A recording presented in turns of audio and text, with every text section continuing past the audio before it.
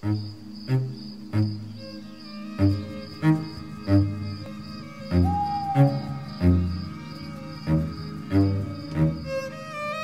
del Viento. Voces y silencios de los derechos humanos.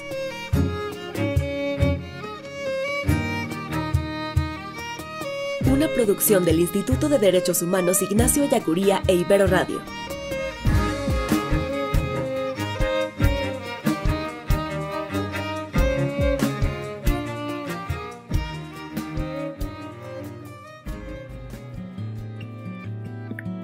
Bienvenidas y bienvenidos a Caminos del Viento. En el episodio de esta semana conversamos con Pepe Flores, director de comunicación de la Red en Defensa de los Derechos Digitales, R3D, sobre el Padrón Nacional de Usuarios de Telefonía Móvil y el riesgo que representaría para el derecho a la protección de datos personales la recopilación de datos biométricos.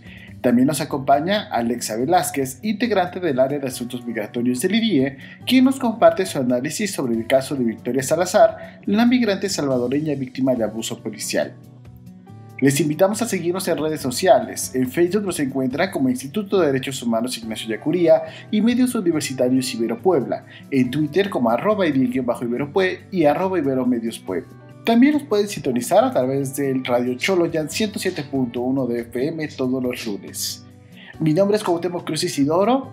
Iniciamos. Pues bienvenidas y bienvenidos a Caminos del Viento. El día de hoy nos acompaña un colega, amigo, aliado de los derechos humanos, Pepe Flores, director de comunicación de la Red en Defensa de los Derechos Digitales, mejor conocida como R3D. ¿Qué tal, Pepe? ¿Cómo estás? Mi querido Cuau, un gustazo estar acompañándote y compartiendo micrófonos este día. Y pues el día de hoy te quisimos invitar a este espacio para platicar sobre un tema que ha causado polémica por un lado, pero también preocupación en diversas organizaciones de la sociedad civil, particularmente desde R3D y en la academia, que tiene que ver con la aprobación y publicación del Padrón Nacional de Usuarios de Telefonía Móvil y el vínculo con la protección de los datos personales, un tema que muchas veces dejamos de lado, y no sé si a ti te ha pasado, Pepe, pero a mí luego hay comentarios que me han llegado de personas a veces cercanas, de yo por qué me tendría que preocupar por los datos personales si no tengo nada que ocultar, si no estoy metido en ningún asunto que pueda ser como de interés, ¿por qué tendría que ser los datos personales algo que me debería de preocupar? Y para arrancar, no sé si gustarías y podrías contarnos un poco qué es este Padrón Nacional de Usuarios de Telefonía Móvil y cuáles son las alertas que identifican desde la Red en Defensa de los Derechos Digitales. Claro que sí, Cuau, con mucho gusto. Mira, todo comienza con una iniciativa para reformar la Ley Federal de Telecomunicaciones y Radiodifusión, y en esta reforma se incluye la creación del Padrón Nacional de Usuarios de Telefonía Móvil, que es un registro de líneas telefónicas muy parecido al que existió en el año 2008 bajo el sexenio del presidente Felipe Calderón, que era el RENAUT, el Registro Nacional de Usuarios de Telefonía, ¿no? Lo que propone el padrón es que se recaben diversos datos de una persona, de su identidad, y se asocien justamente con su línea telefónica, ¿no? Con el chip o la tarjeta SIM que utiliza. Lo que aquí, es muy preocupante son varios puntos, pero uno de ellos es que de último minuto, cuando se estaba discutiendo este dictamen en la Cámara de Diputados, allá por diciembre del 2020, se añadió la obligatoriedad de solicitar los datos biométricos. Y si quieres voy a arrancarme un poquito por ahí, ¿no? Muchas personas no están familiarizadas con el término de datos biométricos. De hecho, creo que esta situación, este padrón ha echado bastante luz al respecto. Pero los datos biométricos son aquellos que son inherentes a nuestra fisonomía y a nuestra fisiología. Por ejemplo, nuestro iris, nuestra huella dactilar, la voz, el rostro, entre otros, ¿no? Como tales, son datos que son indisociables de nuestra identidad, puesto que corresponden, como te dije, con nuestro cuerpo, con nuestra fisonomía. Por lo tanto, en caso de que sean vulnerados o de que sean filtrados o utilizados con malos propósitos, pues pueden tener daños o representar daños catastróficos e irreversibles para la privacidad de una persona. Entonces ahí es donde inicia el problema, ¿no? El problema parte por esta obligatoriedad de la recabación de los datos biométricos, pero digamos no se limita ahí, ¿no? Y por eso a mí me gusta arrancar primero por entender cuál es la justificación de las y los legisladores en proponer este registro nacional de usuarios, este padrón nacional de usuarios de telefonía móvil, ¿no? La justificación es que las autoridades investigadoras no cuentan con suficientes herramientas para el combate a delitos como la extorsión o el secuestro express, ¿no? Que involucran muchas veces o en todas las veces líneas telefónicas. Esto de entrada parte de una falacia, porque la propia Ley Federal de Telecomunicaciones y Radiodifusión ya disponen, ¿no? Por ejemplo en su artículo 190, de mecanismos que auxilian a las autoridades en la investigación de estos delitos. Y te doy dos ejemplos muy sencillos. Uno de ellos es que las autoridades, y estamos hablando de fiscalías, estamos hablando de policía, pueden solicitarle a una empresa de telefonía móvil que les proporcione acceso a los datos conservados relacionados con la actividad de una línea, ¿no? Por ejemplo, estoy investigando un determinado número y le puedo solicitar que me dé la hoja de a quiénes llamó, qué llamadas recibió, desde dónde se hicieron esas llamadas, etc., ¿no? También se facultó a estas autoridades investigadoras a que puedan solicitar incluso la geolocalización en tiempo real de un dispositivo, ¿no? Pero, y aquí es donde viene el pero, para cualquiera de estas dos situaciones se requiere de una salvaguarda, se requiere de una autorización judicial o una orden judicial. ¿Qué quiere decir esto? Que la autoridad, cuando está haciendo la investigación, tiene que preguntarle a un juez y pedirle permiso, básicamente, para poder hacer una de estas intromisiones a la privacidad. ¿Qué es lo que ocurre? Que incluso la ley prevé mecanismos para que esto no estorbe, ¿no? Para que esto en verdad sirva como un mecanismo, como te dije, de salvaguarda y no se pueda argumentar que entorpezca la investigación. Por ejemplo, en un caso de secuestro, yo como autoridad investigadora puedo solicitar la geolocalización en tiempo real y de forma concomitante, de forma paralela, se manda un oficio al juez o jueza, quien analiza la pertinencia del caso y al final autoriza o no autoriza la medida, ¿no? Si la autoriza, se considera retroactiva, ¿no? Que estuvo aprobada desde el inicio, ¿no? Y si no se autoriza, pues lo que tienen que hacer la autoridad investigadora en ese momento es dejar de geolocalizar ese equipo, ¿no? De manera que no se entorpezca justamente sus actividades.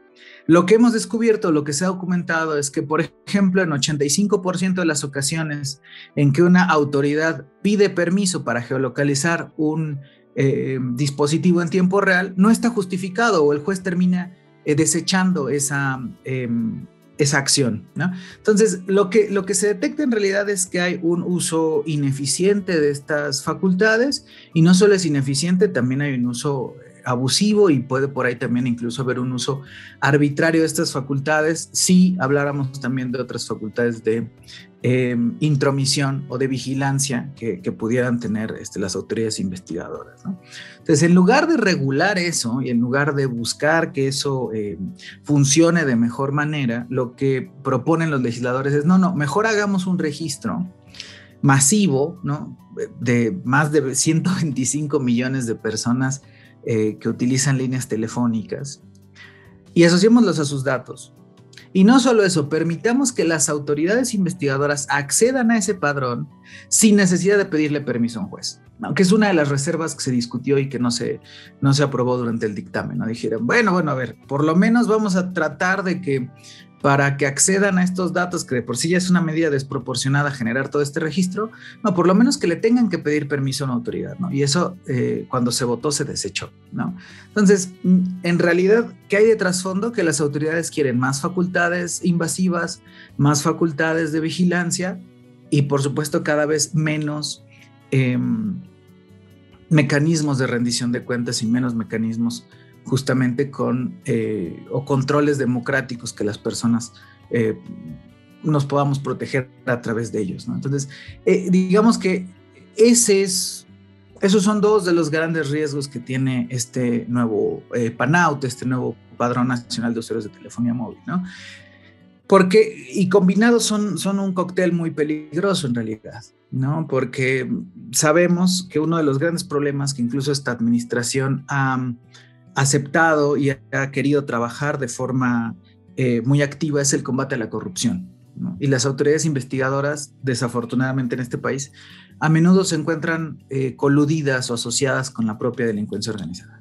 Entonces, si combinamos esa corrupción rampante dentro de las agencias investigadoras junto con facultades donde no hay ni siquiera control judicial, rendición de cuentas, con la combinación de un padrón que conserva datos que son especialmente sensibles, bueno, tenemos, como te dije, una mezcla bastante explosiva.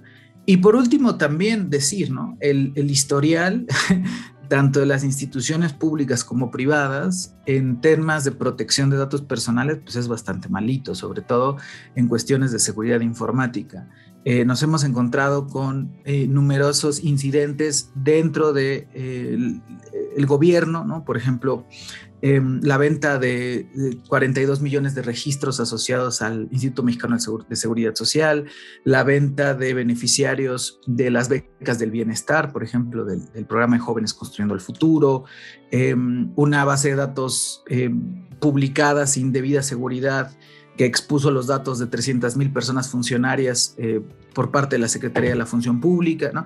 Hemos visto estos incidentes, repito, por parte de las entidades públicas y también de las entidades privadas, ¿no? En el caso de los bancos como BBVA, como Santander, que se han encontrado bases de datos filtradas con 3 millones y 1 millón de registros respectivamente, bases de datos de personas usuarias de telefonía móvil, en el caso de Telcel, por ejemplo, padrones que se venden también dentro de estos mercados clandestinos, la propia experiencia del Renault, ¿no? Que fue eliminado en el 2011 porque su base de datos terminó vendiéndose en el mercado ilegal por 500 pesos, ¿no? Esto también lo hace muy grave, ¿no? Porque estamos generando más bases de datos, ¿no? Porque muchas personas de pronto mencionan, bueno, pero ya lo tiene el SAT, ya lo tiene el INE, ya lo tiene la Secretaría de Relaciones Exteriores, mis biométricos ya los van resguardando los bancos. Pues sí, pero entre más bases de datos yo genere, más puntos de vulnerabilidad voy creando y mayor es el riesgo en el que voy poniendo a las personas. Llamo la atención al tema de las filtraciones privadas, porque van a ser privados quienes se encargan de la recolección de estos datos, ¿no? Es decir, si bien la base de datos se espera o se plantea que se construya y sea administrada por el Instituto Federal de Telecomunicaciones, que ha aceptado en múltiples ocasiones que no tiene el presupuesto ni la capacidad técnica para resguardarlos, quienes se van a encargar de la recolección, pues tendrán que ser las operadoras telefónicas, serán quienes tendrán, las empresas a las que les contratamos nuestras líneas, tendrán que invertir y tendrán que capacitar también a su personal en el adecuado resguardo y en el adecuado tratamiento de estos datos. Y bueno, sabemos que de esa teoría a la praxis, pues hay un gran trecho de distancia, ¿no? Entonces, digamos, de manera muy, muy sintética, esos serían algunos de los muchos riesgos que supone este registro, ¿no? Pero justamente, como tú lo decías, no hay un debate profundo, ni hay un debate público, digamos, vigente en torno a la protección de nuestros datos personales, y al menos el Padrón Nacional ahorita está poniéndolo en el centro, y creo que sí es algo que tendríamos que estar debatiendo de manera mucho más enérgica, sobre todo hacia las autoridades y las y los legisladores. Nos pintas un panorama muy completo, Pepe, que deja pues estos elementos de preocupación y sobre todo el tema del contexto. Ya platicabas del tema del Renault, ¿no? De esta filtración que se dio, que es como el antecedente directo que se tiene a este nuevo padrón y que se vendía hasta por 500 pesos en el mercado ilegal. un poco pensar que, y lo hemos platicado en este espacio, el papel del INAI del Instituto Nacional de Transparencia y Acceso a la Información y Protección de Datos Personales como órgano garante de la protección de los datos personales en este caso. Coincide mucho como en el tiempo 2008, 2011 con el RENAUT ya existía el INAI, ahora con las nuevas facultades. ¿Qué podríamos esperar de este órgano garante en cuanto a la protección ahora de este Padrón Nacional de Usuarios, más allá del Instituto Federal de Telecomunicaciones? Y un poco preguntarte cómo estamos en tema de legislación. O sea, ¿podríamos confiar en nuestra legislación en materia de protección de datos personales para este nuevo contexto del padrón? Fíjate que esa es una pregunta súper interesante, la voy a tomar, creo que son dos, la voy a tomar desde dos perspectivas, ¿no? La primera es que tienes toda la razón, el Instituto Nacional de Transparencia, Acceso a la Información y Protección de Datos Personales, mejor conocido como INAI, pues es el organismo garante, ¿no? Y como tal, ha ido haciendo su trabajo, al menos en lo discursivo, en oponerse a esta medida, ¿no? Y ahí también quiero destacar que la oposición a esta medida no viene nada más desde la sociedad civil, sino han sido también, por ejemplo, las organizaciones que concentran a las empresas de telefonía, quienes también han mencionado, la CANIET y la Anatel, estar en contra y también han propuesto alternativas, ¿no? Que eso también hay que decirlo, ¿no? Como el fortalecimiento de la línea del 089, donde las personas al día de hoy pueden denunciar líneas donde reciban llamadas de extorsión o de fraude, por ejemplo, ¿no? Al respecto, el INAI, como te decía, bueno, está consciente de que esto es algo problemático. Hay que recordar también a las personas que nos escuchan que las legislaciones tienen, digamos, determinados ciclos para ser aprobadas, ¿no? Es decir, se discutió primero en las comisiones de la Cámara de Diputados, se aprobó con las y los diputados, pasó al Senado, se aprobó en el Senado y a partir de ahí llegó a la mesa del Poder Ejecutivo, donde fue publicada ya en el Diario Oficial de la Federación el día viernes 16 de abril, ¿no? Entrando en vigor el lunes, ¿no? Al siguiente día hábil, que fue este lunes 19, ¿no? En ese sentido, ahorita arranca con esa publicación una ruta en la que ciertos organismos tienen las facultades legales de interponer una acción de inconstitucionalidad, ¿no?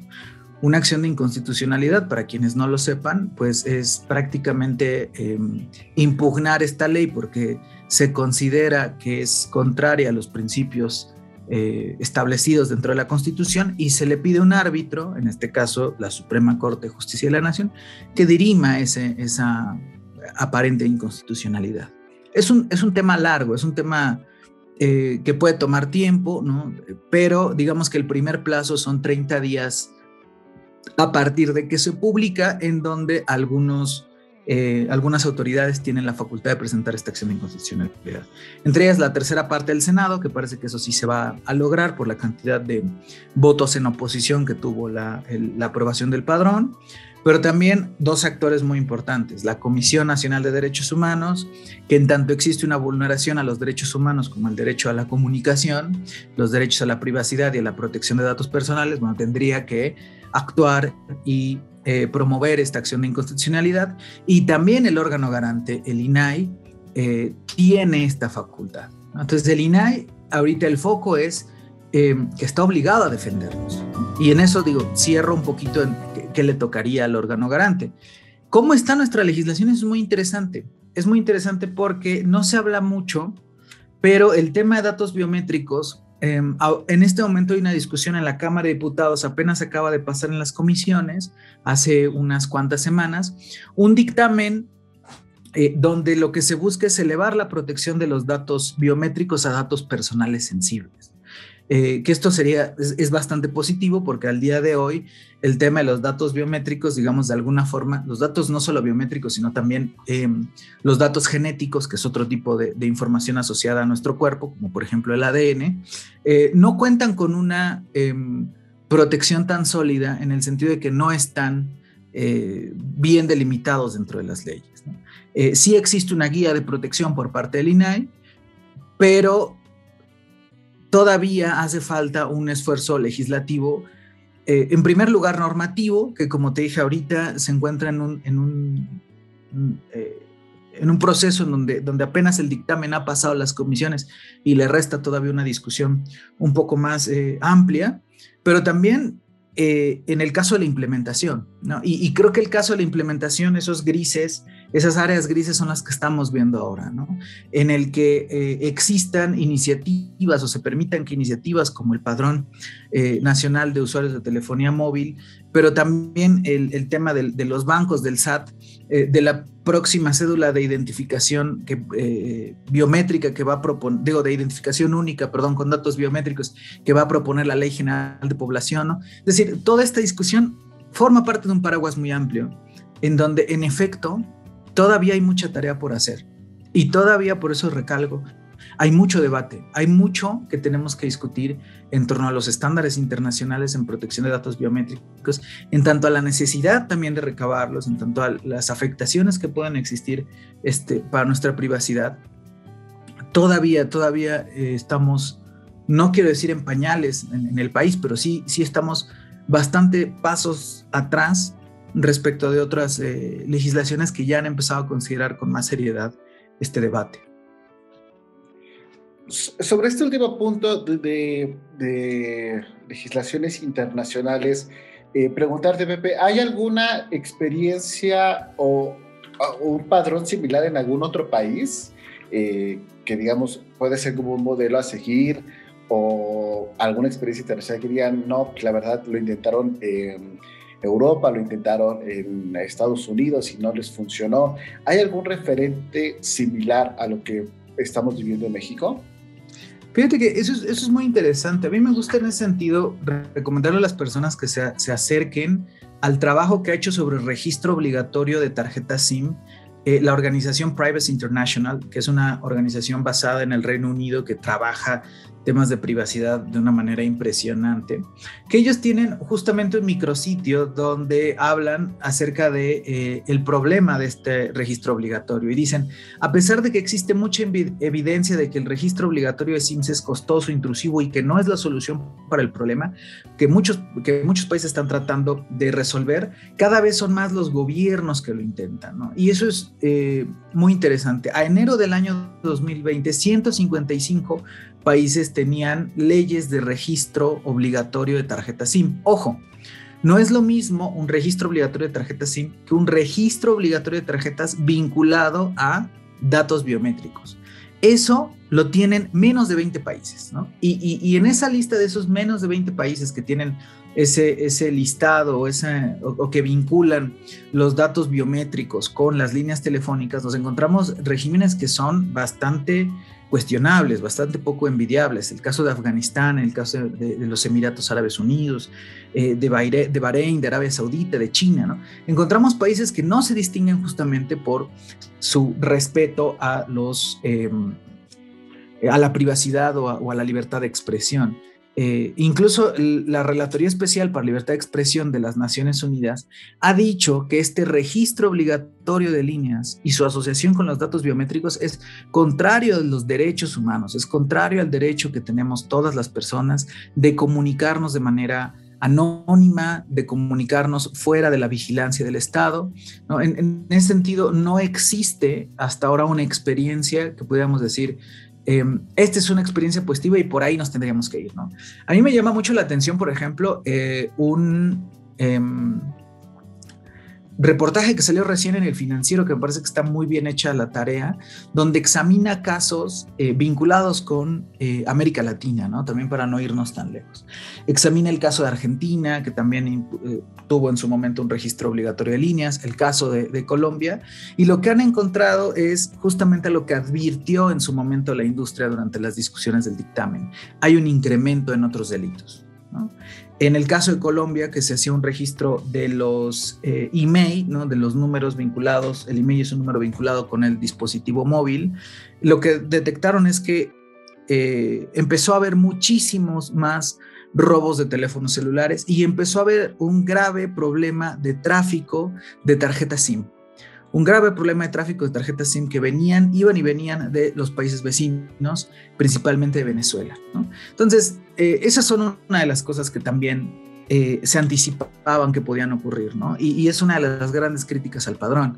El padrón no solo va a ser costoso y no solo es violatorio de nuestros derechos humanos, también es una medida altamente inefectiva, porque hoy en día hay muchos mecanismos y técnicas mediante las cuales la delincuencia organizada tiene la capacidad de evadir este tipo de registros, ¿no? Desde robar un celular hasta utilizar un protocolo de voz sobre IP, como puede ser una llamada Skype, de Zoom, etcétera, incluyendo la suplantación o la clonación de tarjetas SIM, ¿no? Que eso también es un tema bastante complicado, hasta propiamente la compra o la adquisición de tarjetas SIM de otras jurisdicciones donde no hay registro, ¿no? Que pudieran ser países de Centroamérica o, por el tema del roaming, incluso provenientes de Canadá o de los Estados Unidos, ¿no? Entonces, como tal, no hay una experiencia internacional de la cual tú puedas asirte y decir, bueno, por eso es que en México lo estamos haciendo, ¿no? La evidencia que ha encontrado, repito, no solo Privacy International, sino también, por ejemplo, la propia GSMA, ¿no? Que es la asociación GSM, que reúne operadores de telefonía móvil en todo el mundo, es que no existe un vínculo, no existe una relación entre que haya un registro obligatorio de líneas telefónicas y la reducción del crimen, y mucho menos existe uno donde hay un registro obligatorio de líneas telefónicas vinculado a datos biométricos y este combate eficaz a la delincuencia. Y me regreso un paso atrás de estas experiencias, Pepe, a algo que a lo mejor puede ser como mucho más sencillo y que de repente son como una pregunta muy frecuente para las y los ciudadanos de a pie. Es en esto que te planteaba al principio de por qué me debería de importar la protección de mis datos personales si no tengo nada que ocultar, particularmente en el caso de los datos biométricos que ya nos explicabas, este componente del iris, de la voz, de la huella digital, del propio registro de la cara. ¿Cómo o para qué se puede utilizar estos datos biométricos? ¿Por qué alguien quisiera robar mi dato biométrico y cómo lo podría aplicar? ¿Bajo qué mecanismos lo podría aplicar el hecho de que se filtre? Pues de la misma forma en que tus datos personales o los datos personales de cualquier persona pueden ser malversados con fines fraudulentos o delictivos, ¿no? Es decir, basta con que antes de entrar a los datos biométricos, hablemos por ejemplo de una filtración de cualquier otra naturaleza de base de datos, ¿no? Esos datos a menudo son usados para suplantar la identidad de otras personas, y a través de esa suplantación de identidad pueden hacer un montón de cosas, ¿no? Hay personas que hacen propiamente clonación de tarjeta SIM, ¿no? Sabiendo datos tan sencillos como tu nombre y tu número telefónico. Puedes ser afectado por un fraude, por ejemplo, ¿no? No son pocos los casos de personas que un día solamente encuentran ya en su correo electrónico o en su correo postal una carta donde dice que alguien sacó un crédito de Coppel o un crédito bancario o sacaron una tarjeta de crédito a su nombre mediante suplantación de datos, ¿no? Entonces, vamos a suponer, por ejemplo, que en alguna filtración se diera a conocer tu número de INE, tu número de pasaporte, o ya en el peor de los casos, alguno de tus documentos de identidad, y se utilizara ese documento de identidad o esos datos personales para hacer una suplantación tuya y cometer algún tipo de ilícito o cometer algún tipo de fraude. Bueno, cualquier persona que haya sido víctima de ese tipo de situaciones sabe lo engorroso y lo difícil que es de entrada establecer una querella en el sistema penal, pero tratar de probar de alguna forma la inocencia, por un lado, y por el otro las afectaciones que tiene que alguno de esos datos se vea comprometido, ¿no? Basta con que por ejemplo, tu teléfono pudiera verse comprometido para que te genere una gran cantidad de incomodidades y de una gran cantidad de situaciones indeseables en la vida que, bueno, al final del día pueden mitigarse con que cambies de número, pero lógicamente genera algún tipo de afectación y de pérdida. ¿Qué pasa si ese dato no lo puedes cambiar? ¿No? ¿Qué pasa si el dato que está comprometido no es tu número telefónico o tu línea o tu correo electrónico? ¿Qué pasa si es un dato que de verdad no puedes modificar, ¿no? ¿Qué pasa si queda comprometido tu iris o queda comprometida tu huella dactilar? Al final del día, por eso hablamos de estas consecuencias catastróficas, ¿no? Y que no son hipotéticas, ¿no? Son consecuencias que, repito, las personas de a pie, las y los ciudadanos de a pie, viven cotidianamente cuando son víctimas de algunos de estos tipos de delitos mediante suplantación. Si de por sí esas suplantaciones se vuelven difíciles de combatir, si de por sí esas suplantaciones de por sí son complejas y tienen incluso componentes, por ejemplo, de violencia de género, ¿no? Como pudiera ser estas filtraciones de datos que hacen las mismas personas que trabajan en centros de atención, ¿no? Y de pronto utilizan el teléfono de una mujer para mandarle una solicitud no deseada mediante WhatsApp, una llamada, un mensaje de texto, las añaden a Facebook. Bueno, ¿qué pasaría con esa malversación? Pero de datos biométricos, ¿no? Entonces, sí genera una situación sumamente tensa en la protección de derechos y de la privacidad. Puede ser que tú no tengas nada que ocultar o que consideres que no tengas nada que ocultar y aún así terminar sumamente afectado por alguna de estas filtraciones, porque también hay que decirlo, ¿no? Muchas personas de pronto quieren, si no defender el padrón, al menos sí minimizarlo con el argumento de, bueno, pero ya mis datos los tiene el INE y ya mis datos los tiene el SAT y ya mis datos los tiene la Secretaría de Relaciones Exteriores, ¿no? Claro, pero tú no utilizas el número del INE para todo, tú no utilizas el número del pasaporte para todo, tú no utilizas la firma electrónica para todo o tu RFC, pero sí utilizas tu número telefónico. Y basta con que se cruce una base de datos filtrada, quizá de una red social, donde sí vinculaste tu número de telefónico con tus datos de esa red. Basta que alguien los cruce con este padrón para que entonces exista, ¿no?, una concatenación, digamos, de datos y ya haya un panorama mucho más completo respecto de quién eres, ¿no? Con los fines, repito, que pueden ser malversados de un sinnúmero de formas, ¿no? Desde una afectación, digamos, menor hasta, como dije, incluso la comisión de un delito o la propia suplantación de la identidad. Y ya para ir cerrando, Pepe, ya nos planteas como estos riesgos que pueden suceder para las y los ciudadanos, y ya nos decías hace un rato de qué se espera, por ejemplo, del INAI, de la Comisión Nacional de Derechos Humanos y del Senado para la interposición de estas acciones de inconstitucionalidad para frenar una vez que ha sido publicada esta reforma a la Ley Federal de Telecomunicaciones. Pero ¿qué sigue y qué podríamos hacer como ciudadanos para combatir esta medida? ¿Hay algo que esté desde nuestras manos poder realizar? Sí, claro que sí. Hay varias, creo que aquí es muy importante dejar algo en claro. Ya existe una afectación con la aprobación del padrón, ¿no? Cualquier acto o acción que se haga es un acto de mitigación. No existe un botón, no existe un control Z que deshaga este despropósito que se aprobó, así de manera inmediata o mágica, ¿no?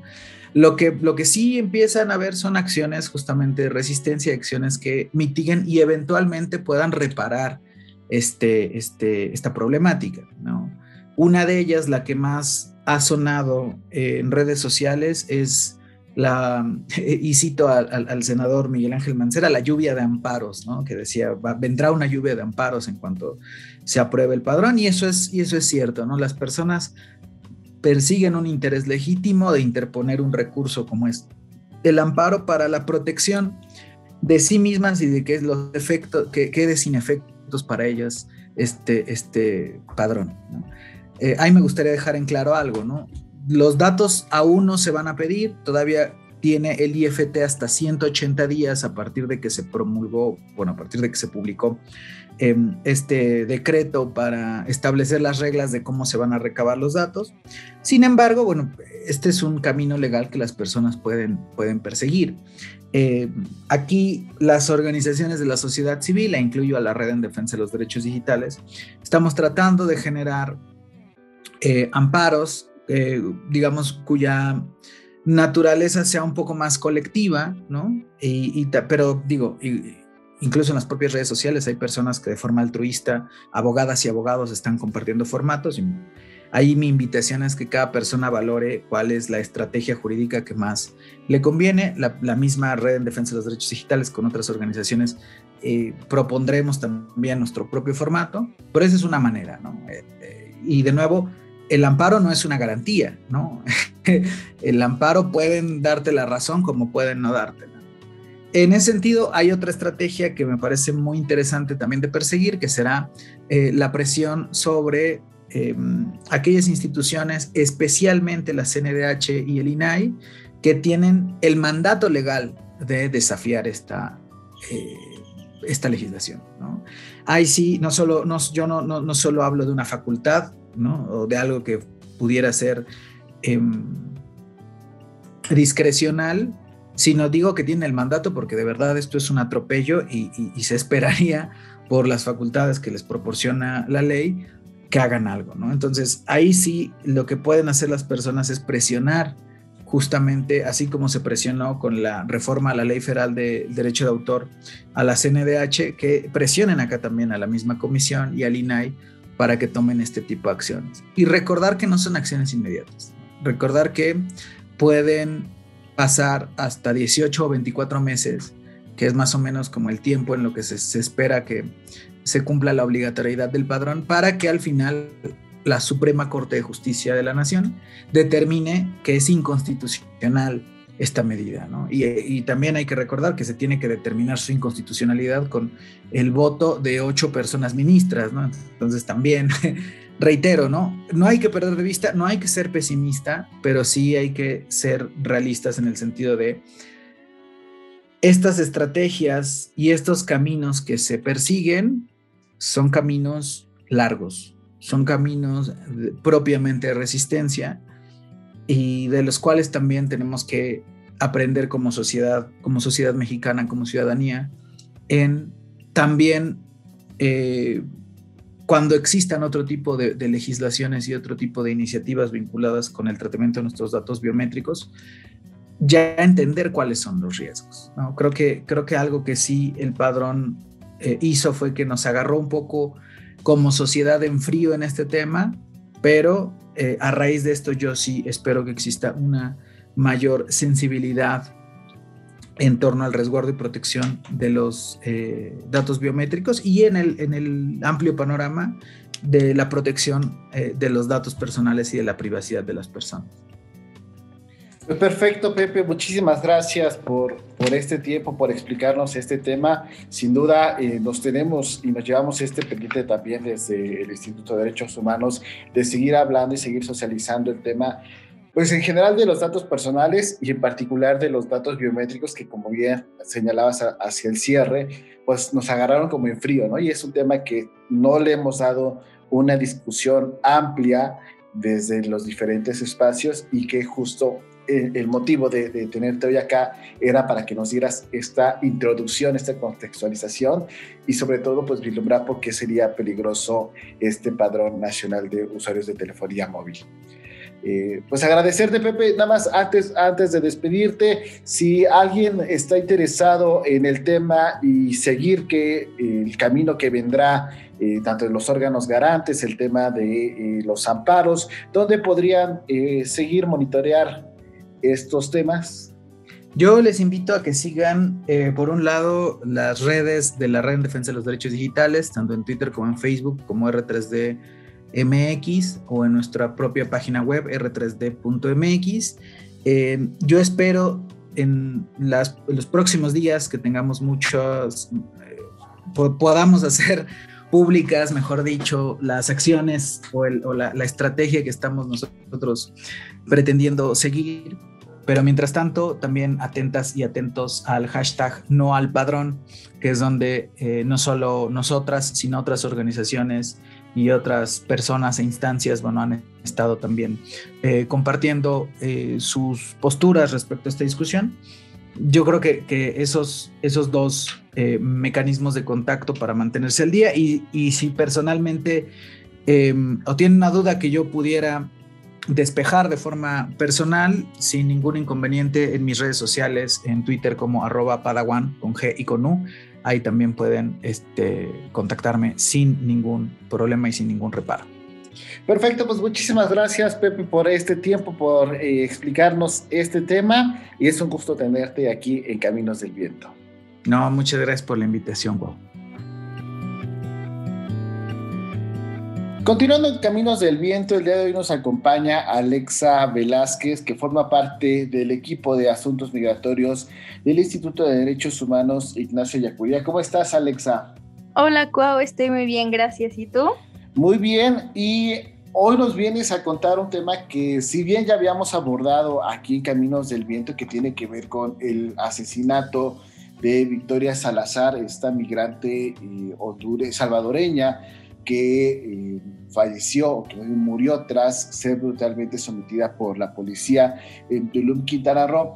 Hoy nos vienes a compartir o a profundizar este asunto que no solamente atraviesa el tema del refugio y del asilo, que también ya habíamos revisado algunas cifras, pero tú vienes como a poner como este énfasis, este análisis desde lo que realizan en asuntos migratorios, y también esta otra perspectiva del tema de la discriminación, ¿no? Algo que también platicábamos cuando hablábamos del tema es que, y bueno, no solamente aquí en Caminos del Viento, sino era parte de esta polémica en redes sociales, es si le hubiera pasado lo mismo a Victoria, si hubiera sido una ciudadana de un país europeo o incluso una ciudadana mexicana, si hubiera sido sometida bajo la misma brutalidad policial o no, ¿no? Entonces, en este contexto, para analizar y para profundizar sobre este tema que sin duda nos ha generado indignación en el país, pues Alexa, te escuchamos. ¿Cuál es esta reflexión? ¿Cuál es este análisis que nos vienes a compartir el día de hoy?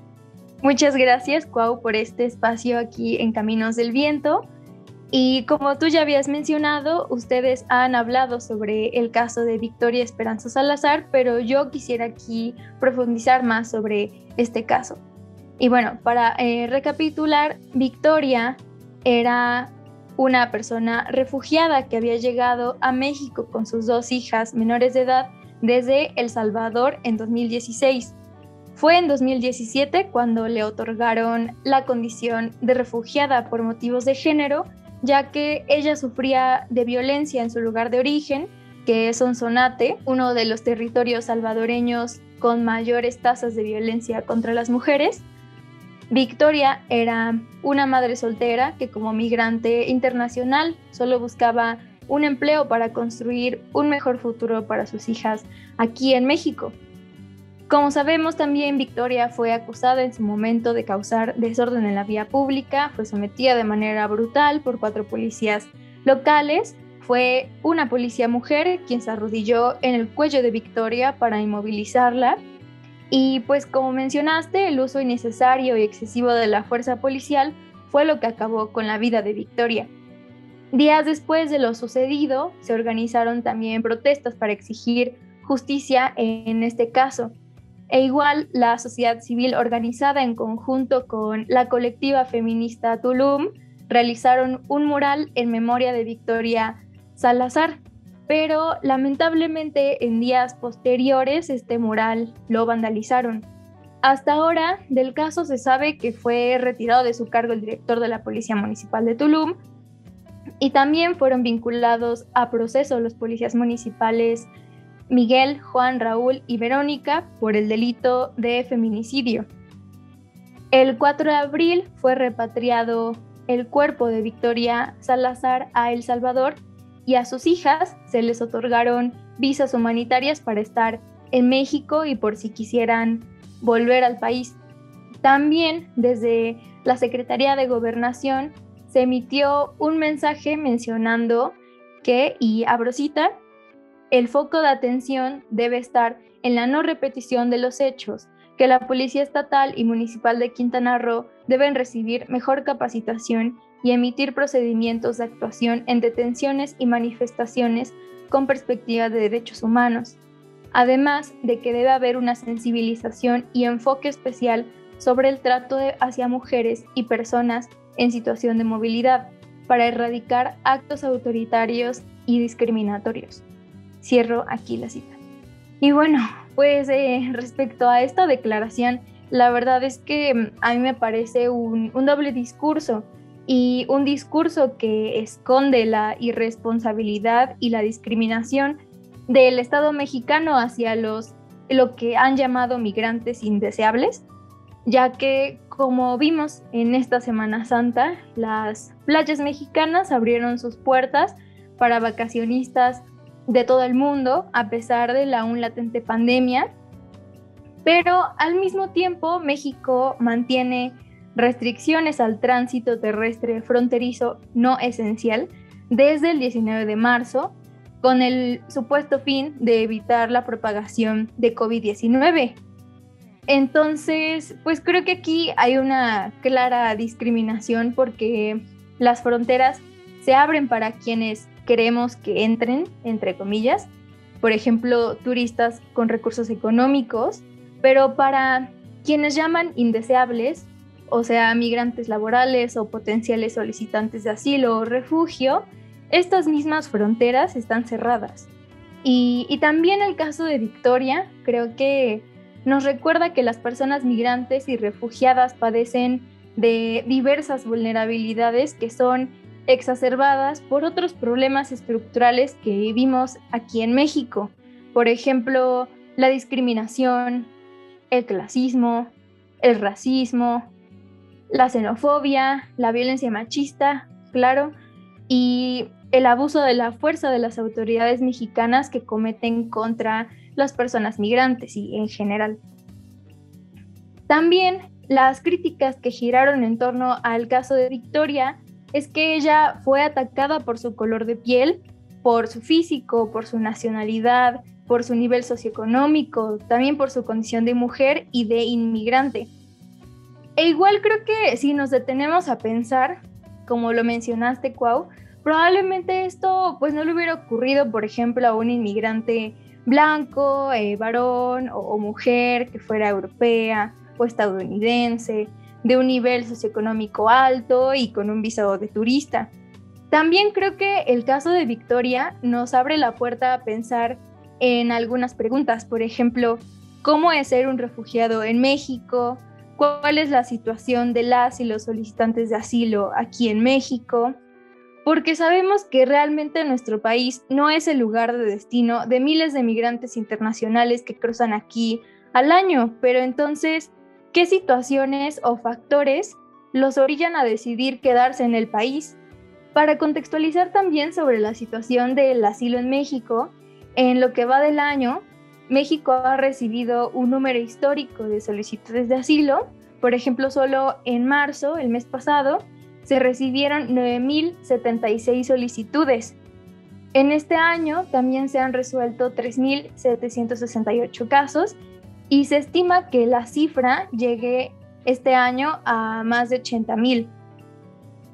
También creo que es muy importante notar que quizá cada vez más migrantes centroamericanos deciden quedarse en territorio mexicano por diversas razones, por ejemplo, para trabajar, también por lazos familiares, se casan, tienen hijos, e igual pues ya no quieren vivir los riesgos del camino hacia Estados Unidos y enfrentar esa dificultad de cruzar o que sus casos pues sean atendidos por autoridades de ese país. Y a pesar de que estas cifras de solicitudes de asilo que ya se resolvieron parecieran altas, la realidad es que a comparación del número de migrantes que inician el proceso o se les permite también iniciarlo, pues hay una gran brecha donde observamos rechazos directos, deportaciones express, falta de información, detenciones irregulares y separación de familias.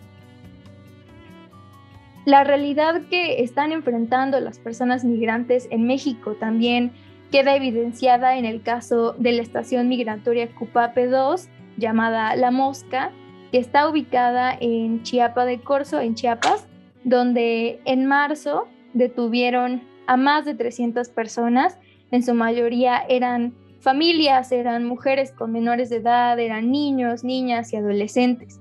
De hecho, las imágenes circularon en internet y como se ve también en esas imágenes, a estas personas las mantuvieron hacinadas con alimentación precaria, en condiciones insalubres, sin información, y todo ello en completa contradicción con las supuestas medidas sanitarias de prevención de COVID-19 implementadas a nivel federal. Y esta misma situación pues estaba ocurriendo en la estación migratoria Cupape 1 en Tuxtla Gutiérrez.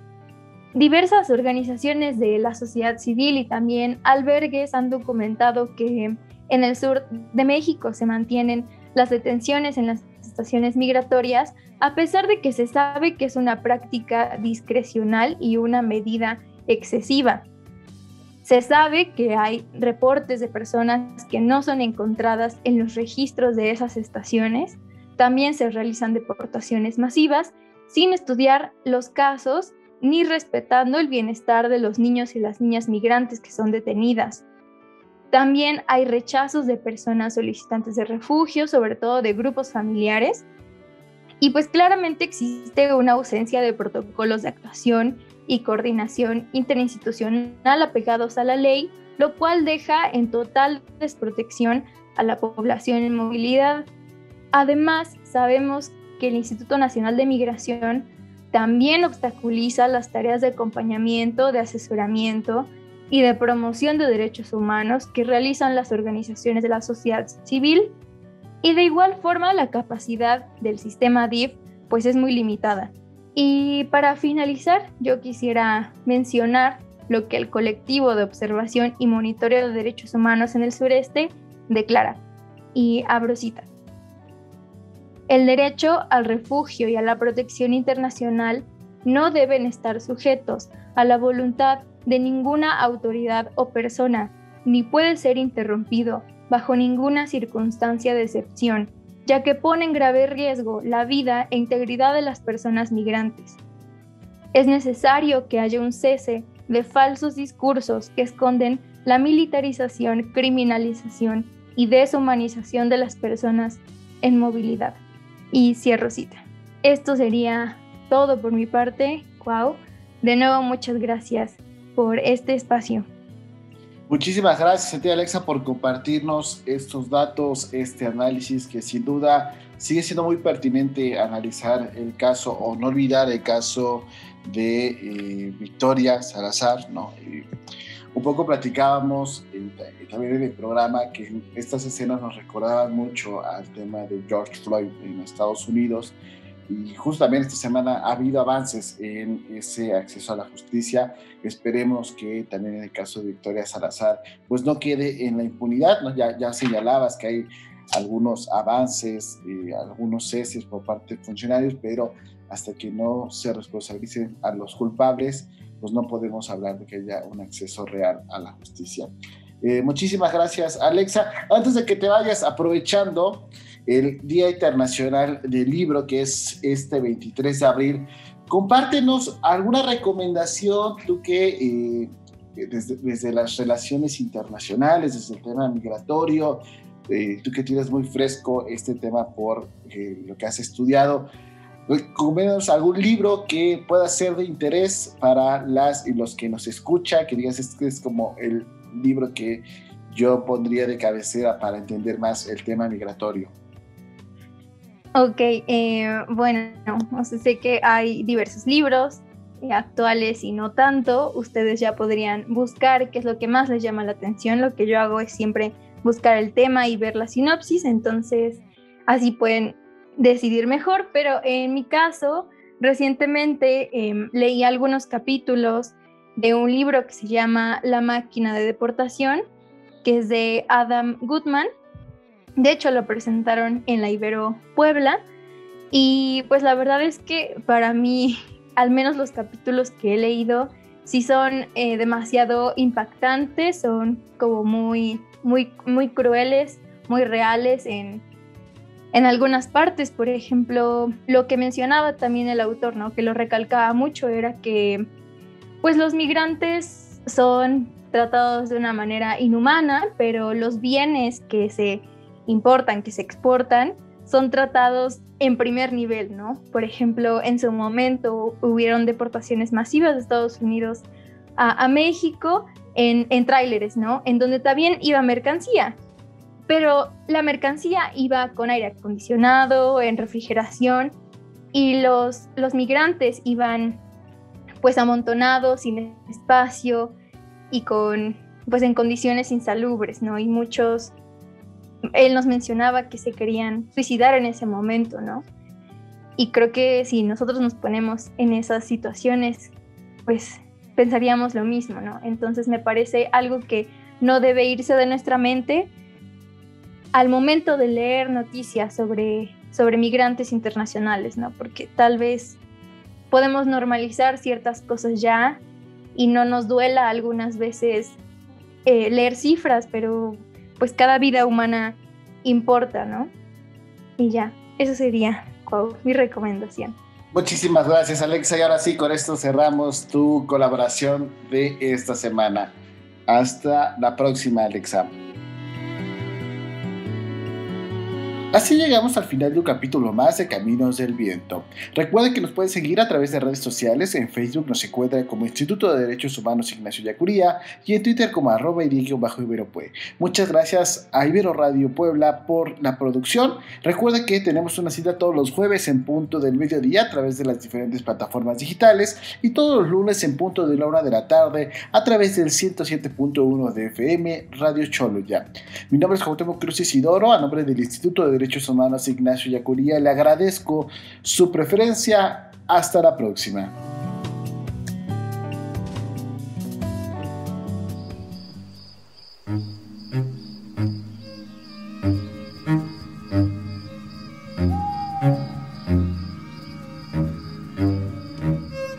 Caminos del Viento. Voces y silencios de los derechos humanos.